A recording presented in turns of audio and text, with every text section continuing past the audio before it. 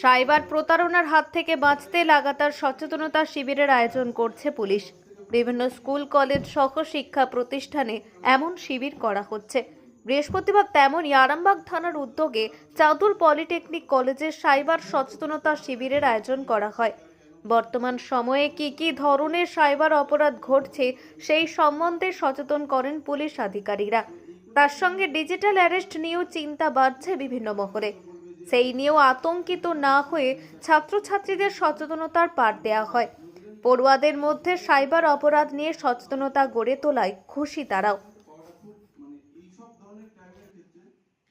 খুবই কমন ব্যাপার এবং সবাই এটা এখনকার দিনে এটাই কমন হয়ে আসছে যে আমি গ্যাস অফিস থেকে ফোন করছি, আপনি এটা বলছি ডিটেইলসটা শেয়ার করুন, নাহলে দুদিন পরে কিন্তু আমরা গ্যাস লাইন বন্ধ করে দেবো। এবার এখনকার দিনে তো যারা ধরুন বোঝে ব্যাপার আলাদা, বেশিরভাগই তো বুঝতে পারে না যে কি হচ্ছে বা কেন কি হচ্ছে। তো অনেক সময় ভাবে যে নিশ্চয়ই গ্যাস লাইনটা হয়তো বন্ধ করে দেবে, আবার আমাকে দুবার তিনবার ছুটতে যেতে হবে। তো এই করে সে হয়তো কিছু তার ডিটেইলস দিয়ে দেয়। দিয়ে দেওয়ার পরে হয়তো বলবে যে আমি ফোন পেতে একটা লিংক পাঠাচ্ছি, এখানে এই টাকাটা পেমেন্ট করুন।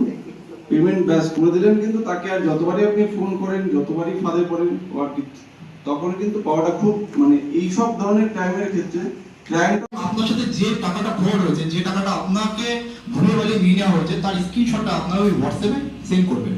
করার পরে আপনাকে ওরা একটা ফর্ম দেবে।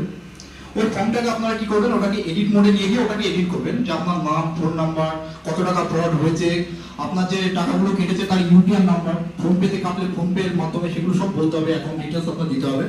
দেওয়ার পর সেই ফর্মটাকে আবার ওই হোয়াটসঅ্যাপে আপনাকে জমা দিতে হবে। দেওয়ার পর আপনাকে একটা অ্যাকনোলেজমেন্ট নাম্বার ওরা দেবে, একটা 16 ডিজিট, আই থিঙ্ক 14 বা 16 ডিজিটের একটা অ্যাকনোলেজমেন্ট নাম্বার আপনাকে দেওয়া হবে। সেই অ্যাকনোলেজমেন্ট নাম্বারটা পাওয়ার পরে আপনি আপনার প্রাথমিক কাজটা কমপ্লিট করে ফেলেছেন। আপনি যদি টাকা হারিয়ে যাওয়ার পরে বা টাকা ফ্রড হওয়ার পরে একটা দিনও ওয়েট